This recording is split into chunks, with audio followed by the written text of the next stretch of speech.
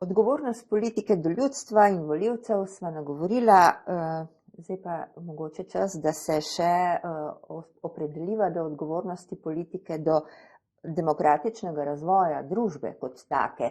In pravzaprav prišli smo do pomembnega spoznanja, da pred volitvami ima civilna družba povsem drugačno vlogo, kot jo ima po volitvah. Nekako se zdi, da je civilna družba postala nemočna, da je njen obstoj obsojen na čas, v katerem se pojavi. Kakšen bi bil vaš komentar? Bom začel takole. Slovenija je ogromno dosegla v preteklih 30 letih. Te dni sem gledal številke na materialnem področju, o bruto družbenem proizvodu. Leta 1991 je bil ta milijarda pa pol, leta 1924 je ta 57 milijard. 3000% večji ali realno povečan za 91%. To so velikanski premiki, ki so bili doseženi na materialnem področju in tu lahko samo smo zadovoljni, da nam je uspelo pravzaprav se prebiti v skoraj da že povprečje držav Evropske unije oziroma na samo sredino Evropske unije. Zanimivo pa bi bilo opraviti eno analizo demokratičnega procesa, ki je bil v tem obdobju. Ali smo, tako kot na materialnem področju, tudi na področju političnega sistema, političnega procesa, demokracije, tudi toliko napredovali. Začeli smo povsem na novo z večstrankarskim sistemom, brez tradicije, naj rečem tako, šele globoko nazaj je bila v Sloveniji strankarska tradicija, potem pa za 50 let prekinjena. In jaz mislim, da imamo v vseh teh letih, pa morda tudi še danes, veliko otroških bolezni strankarske demokracije. Celo več, mislim, da se nam politični sistem nekako spreminja v ne vladavino ljudi, ampak vladavino političnih strank. Nekateri so to nekoliko pežorativno poimenovali partitokracija. V čem je partitokracija? Politične stranke so skupine, ki vodijo politične procese, potem ko se predvolilci predstavijo in ko predvolilci zmagajo s svojimi koncepti, s svojimi programi. Skratka, politične stranke so družbene skupine, ki vodijo politični proces. In je njihov domet vezan na parlamentarni sistem. Pri nas pa danes politične stranke posegajo tudi izven političnega sistema. Znotraj političnega sistema pa cementirajo stanje, ki ustreza njihovim interesom in ne dovolijo demokratičnega razvoja. Poseganje izven političnega procesa je znano pod imenom politično kadrovanje oziroma uveljavljanje strankarskih interesov v svetih različnih državnih institucij, ki jih je samo na področju zdravstva preko 100. Mislim na javne zavode z področja zdravstva, na zdravstvene domove, bolnišnice in podobno. In v teh svetih so predstavniki politike v večini in to so predstavniki političnih strank, ki posegajo v to področje z uveljavljanjem političnih interesov. Objektivno je tako, če stranke imajo večino v teh svetih zavodov. Podobno je v zavodih z področja kulture, podobno je v zavodih z področja raziskovalne dejavnosti, podobno je na področju socialno-varstveni zavodi in podobno. In jaz mislim, in seveda podobno je to in še bolj korenito, ker tam so pa številke večje in interesi večji v gospodarskih družbah v državni lasti oziroma v javnih podjetjih. Ta preskok strank iz političnega procesa na področje zdravstva, znanosti, kulture, raziskovalne, podjetništva, ta preskok je nekaj, kar se mi zdi, da bi morali sistemsko oceniti kot neko deformacijo, kot neko pomanjkljivost demokratičnega razvoja, ki jo je pa težko izkoreniniti. Težko jo je pa izkoreniniti, ker so stranke krčevito oprijemajo tega zaradi svojih interesov. In to je tista slepa ulica, v kateri se je, ena od slepih ulic, v kateri se je znašla slovenska demokracija. To preprosto ni rešljiv problem, ker tisti, ki odločajo, to so pa stranke oziroma njihovi poslanci v parlamentu, ki delajo po diktatu strank in ne soočajo to z voljo ljudstva, to smo prej že ugotovili, tega ne bodo nikoli dovolili. Imamo primer tega tako na desni strani, kot tudi na levi strani in tu žal ni nobene razlike. Slovenija je postala država, kjer ima tako imenovani partitokratski sindrom zelo velik vpliv na demokratični razvoj. In ta stvar se nanaša tudi na področju ustavnih sprememb, če lahko nekaj o tem rečem. Velikokrat teoretiki, mislici zastavljajo vprašanje, ali ustavo v Sloveniji spreminjamo s preveč ali s premalo tresočo roko. Pravniki opozarjajo, da je potrebno res, ta prispodoba pomeni, potreben temeljit razmislek, preden spremenimo ustavo. Dejstvo je, da smo v Sloveniji ustavo spremenili do zdaj 11krat. Dejstvo je, da je bilo, mislim, da 37 ustavnih pobud in v veliki večini, mislim, da blizu 30 so to bile pobude političnih strank. Samo v nekaj primerih vlada in nikoli ljudstvo. Če analiziramo te spremembe ustave, je v večini primerov šlo ali za prilagajanje interesom povezanih z vstopom v Evropsko unijo in NATO, pa nekaterim zelo specifičnim strankarskim interesom. Nikoli pa nismo v Sloveniji sledili nekemu poglobljenemu razmisleku, kako in kam usmerjati demokratični proces, da bi nam naslonili potem poglobljene ustavne spremembe. Zanimivo je, da je recimo propadel poizkus, ki ga je skupina poslancev v lanskem letu, ali že v letu 2021, koncem leta, poslancev Svobode, za temeljitejšo, bolj obsežno spremembo slovenske ustave, ki se je nanašala tudi na položaj državnega sveta, na drugačno imenovanje vlade, na drugačno imenovanje ministrov, na drugačno imenovanje sodnikov in tako naprej. Celo vrsto teh sprememb je bilo predlaganih, na koncu je ostalo samo v postopku samo še imenovanje sodnikov preko sodnega sveta na predlog predsednice republike. Vse ostalo je obtičalo nekje, ker so stranke nadaleč pokazali svojo figo tem procesom razmisleka o poglobljenejši republiki, da tako rečemo, o neki drugačni republiki, o modernejši državi, ki se bo prilagajala sodobnim trendom demokracije in kjer bo strankarska zrelost vendarle takšna, da bo sprejela demokratične spremembe, ki jih terja ljudstvo. To se ni zgodilo in to se bojim, da se v Sloveniji ne more zgoditi, ker je preprosto ni moči, ni politične moči pri tistih akterjih, ki bi bili dolžni to storiti. In podobno se dogaja tudi na ravni Evropske unije, ampak o tem, če bova imela čas nekoliko kasneje. Tako.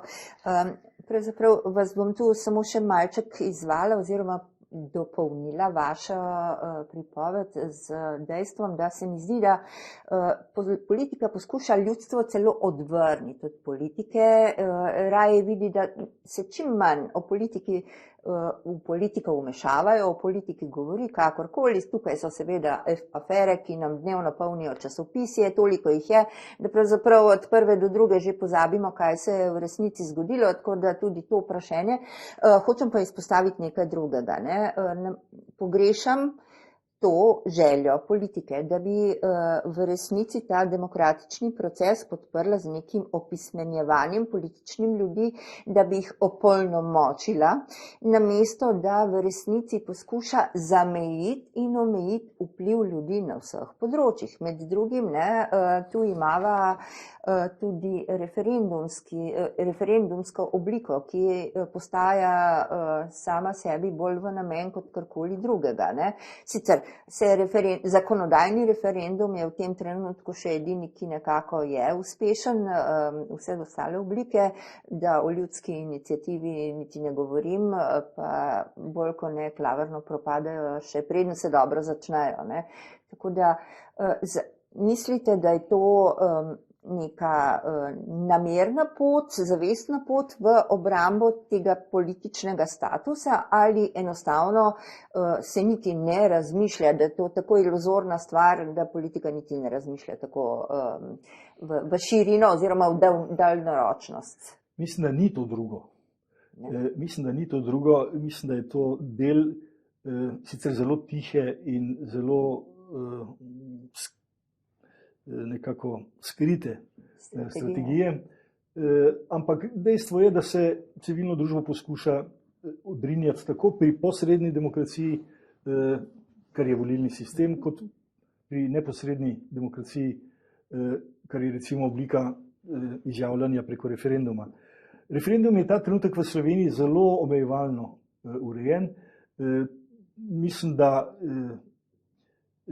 ni dobro, da se je to obliko nekako omejilo tako glede področji kot glede kvoruma in tako glede zahtev za pobudo in podobno. Zato referendumov tudi ni zelo veliko. Pa še nekaj je, učinek tudi zakonodajnega referenduma na koncu koncev ni zakon, ampak je samo neka pobuda, nek predlog, o katerem potem ponovno razpravljajo poslanci v Državnem zboru in kaj lahko sprejmejo odločitev, ki je drugačna. In to je njihova moč, takšna je narava našega referenduma. Tako da mislim, da je Slovenija zelo šibka s tem instrumentom neposredne demokracije. Ampak civilna družba pa vendarle se prebuja. Ne? Zdaj smo bili priča, sploh predzadnja vlada je naredila v bistvu nek pomemben poriv civilni družbi, da se je prebudila, da je v bistvu nekaj storila izven nekih teh ustaljenih smernic in nekih sistemskih rešitev, ne? Ker vemo, da je več načinov v bistvu uveljavljanja civilne družbe in civilna družba v tem klasičnem pomenu je pa vendarle spregovorila glasneje in je bila konec koncev tudi precej zaslužna, da je aktualna vlada v tako močni poziciji, kot je. Ne? Pa se vam zdi, da je pa račun, ki ga pa zdaj civilna družba vendarle skuša izstaviti vladi, ne? Da bo kdaj poplačan? Poglejte, civilna družba pridobiva na moči takrat, kadar se širi nezadovoljstvo z oblastjo. In imamo zgodovinski dokaz za to, ko se je zelo okrepila civilna družba pod prejšnjo vlado in je tudi veliko prispevala k kasnejšemu rezultatu na volitvah. Jaz mislim, da je civilna družba bogatstvo vsake demokracije in poskusi diskreditacije civilne družbe, preganjanja civilne družbe, kaznovanja civilne družbe, to, kar smo imeli, so seveda primitivni poskusi oblasti, ki nimajo nobene zveze z demokracijo in s demokratično urejenostjo družbe. Seveda je pa civilno družbo treba do neke mere ne samo tolerirati, ampak tudi upoštevati, kar predlaga. Ne vse, ampak treba jo je upoštevati kot dejavnik, kot eden od stebrov državljanske pobude in če oblast takšnega odnosa nima, bo prej ali slej katerakoli oblast, tudi leva, desna, pa smo že videli, dobila klofuto od civilne družbe. In jaz mislim, da je današnje stanje civilne družbe takšno, da mora biti oblast zelo previdna, da bo recimo glas ljudstva s svojimi 130 zahtevami je postal zelo, kako bi rekel, konkretno ogledalo oblasti. In tako kot se mi je zdelo na začetku, se je to je malo zelo resno in so ministrstva nekako se pogovarjala s posameznimi področji te civilne družbe. Jaz si samo želim, da bo tako tudi naprej, da bomo predstavniki civilne družbe lahko sodelovali tudi pri snovanju velikih reform, ki so v Sloveniji potrebne. Mislim, da ta trenutek še ne dovolj, oziroma da se naš glas ne sliši še dovolj. To zagotovo velja za reforme na področju zdravstva, še bolj pa to velja za druge reforme, kjer pravzaprav niti ne vemo, kaj se dogaja. Recimo reforma davčnega sistema, jaz lahko rečem, da lahko zelo veliko stvari povemo, kaj bi predlagali, ali pa reforma sistema plač v javnem sektorju. Jaz imam cel kup izkušenj na tem področju, celo imel sem to čas, da sem bil predlagatelj zakona o sistemu plač v javnem sektorju davnega leta 2002. Takrat je bil ta zakon prvič vložen v parlament, pa potem je vse do leta 2008 se ga je pripravljalo, dopolnjevalo, da bi 2008 začel veljati. Ampak to so izjemno zahtevne stvari, to so izjemno občutljive, in ko je vlada rekla, da bo do konca letošnjega leta reformirala sistem plač v javnem sektorju, jaz sem bil začuden, da ne rečem zaprepaščen. To preprosto ni mogoče. To so zelo, zelo težke reforme, ki imajo svojo finančno težo, pa ne samo finančno, tudi težo v tem smislu najti družbeni konsens glede teh rešitev. Mi imamo v Sloveniji močne sindikate in jaz bom tu njihov velik zagovornik. Mislim, da jih vodijo strokovni ljudje, ki vedo, kaj hočejo. So neka družbena sila, ki je proti utež nekemu oblastništvu in je potrebna. In mislim, da so tudi spodobni partnerji za pogovor in za iskanje družbenega konsenza. In na ta način je treba delovati, nič se ne da na hitrico in treba je upoštevati reprezentante določenih družbenih skupin. Sindikati to prav so združenje delodajalcev tudi, ki seveda svoje ozke podjetniške kapitalske interese, ampak tudi ti so legitimni, in seveda civilna družba, ki pa ni samo to, kar slišimo in kar ima dostop do medijev, ampak celo vrsto skupin civilne družbe dela, naprimer v znanosti, v stroki in tudi publicira. In jaz upam, da se to kaj upošteva, da se kaj pričita, da se prevere. Ja, dejstvo je tu še, da glas civilne družbe se širi preko medijev. Natančno to. Jaz sem skušal že nekajkrat uvesti to temo medijev. Mediji so izjemnega pomena tudi za to, kar ste izpostavili na samem uvodu, za graditev neke državljanske pobude, za neko, da rečem kar tako, za neko domoljubje te vrste, ki se izkazuje z razumevanjem odnosa do države kot neko državljansko dolžnostjo. In tu so mediji velikanskega pomena, tudi kot ste posebej omenili vprašanje izobraževanja oziroma dovolj javnih informacij za to.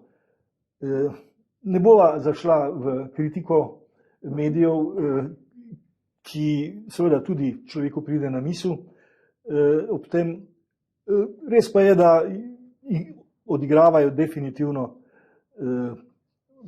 pozitivno in odločilno vlogo. Jaz si samo želim, da bo RTV res postal to, kar v očeh ljudstva, ljudi, javnosti mora biti.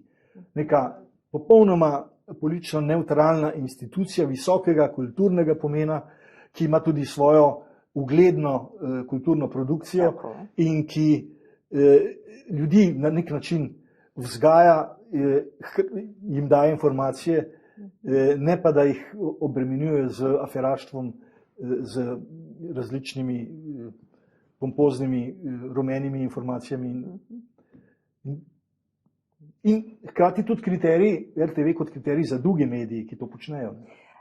In vendar, ne, če smo realna v danem trenutku, če pogledamo medijsko krajino, ne, v Sloveniji, se ne more človek znebiti vtisa, da imamo na eni strani v bistvu popularno medijsko opredelitev in tam, kjer denar odigra glavno vlogo, je seveda jasno, da je tudi informacija prilagojena in pogojena s tem. Tako da pod črto pogledano, bi zelo težko zdaj izpostavil človek kredibilnost določenih medijev.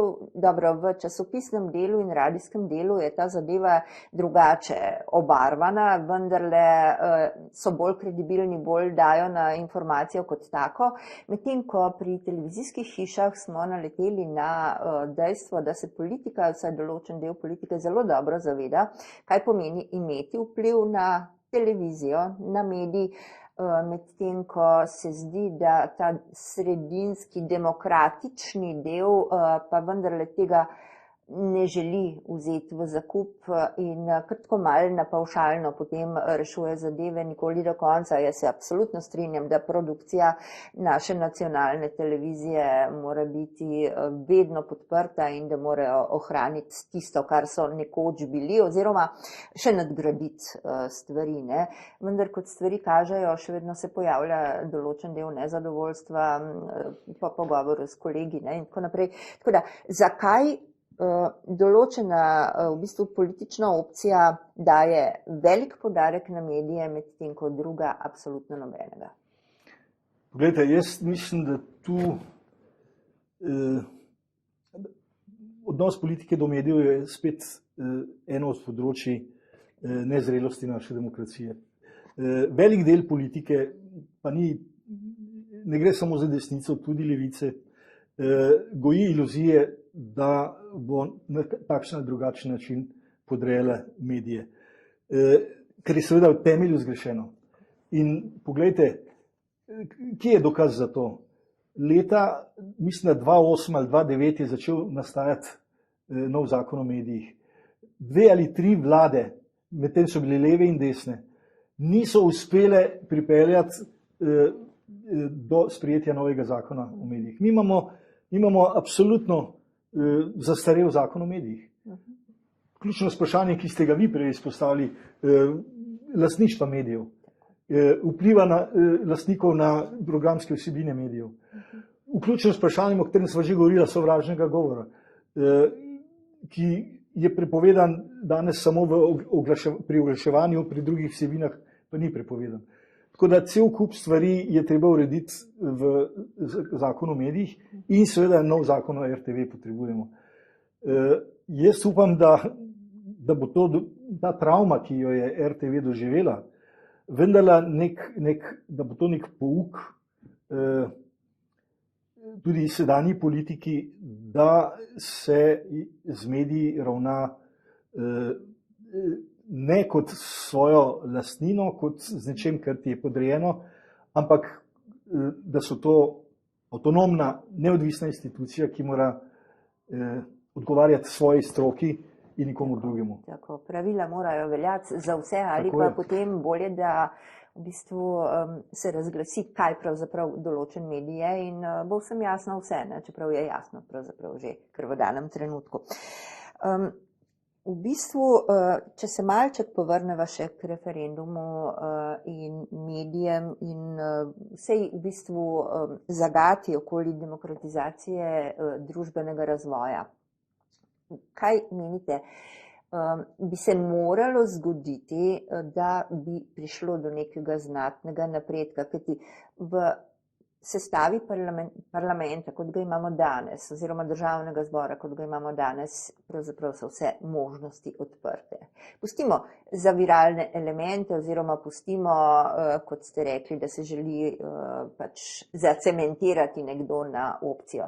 Kaj je tisti trenutek, ki bi utegnil to spremeniti, da so malček pozitivno naravnana? Kako vi vidite, kaj se bo zgodilo, pod kakšnimi pogoji? No, poglejte, jaz vidim tu ključen pomen volilnega sistema. Volilni sistem mora biti takšen, da prevetri generacije. In tu se vse začne in konča. In zato je treba doseči referendum za ne kozmetične spremembe volilnega sistema, ampak za temeljito prenovo, ker bodo ljudje res čutili, da je to politika, ki je izbrana od njih, z njimi jih nadzirali, na drugi strani pa se bo politika čutila odgovorna. To bo nekako razvilo novo kulturo odnosov med ljudstvom in oblastjo in mislim, da moramo doseči tako ali drugače prenovo volilnega sistema. Tako, to je seveda temelj. Ko sva že pri volilnem sistemu, se mi zdi, da sva v prvem delu najinega pogovora pozabila omeniti eno zelo pomembno, pravzaprav skoraj da ključno stvar, izenačitev pogojev kandidatov. Tu mislim, da je tudi vaš predlog precej natančen in uvaja precejšnje spremembe, ne? Ja, pogledajte, civilna družba danes nima dostopa do državnega zbora. Nima, ker so cenzusi tako visoko postavljeni, da jih doslej noben kandidat še ni premagal, oziroma niti eden v 30-letni zgodovini kot predstavnik civilne družbe vstopil v parlament. Če to ni zadosten dokaz, potem verjetno ni nič. Ampak naš predlog je seveda, da so cenzusi, to se pravi število podpisov za kandidata, enaki za strankarske kandidate kot za kandidata civilne družbe in da ima lahko civilna družba tako imenovane državljanske liste, ki so lahko poslanske skupine v državnem zboru. To je eden od naših predlogov, ki bo zagotovo nekako prihaja mi na misel ena prispodoba s ribnikom in jastrebi, skratka, ki bo nekako zmešal to nirvano, ki je sedaj v politiki. Tako, no, upajmo na najboljše.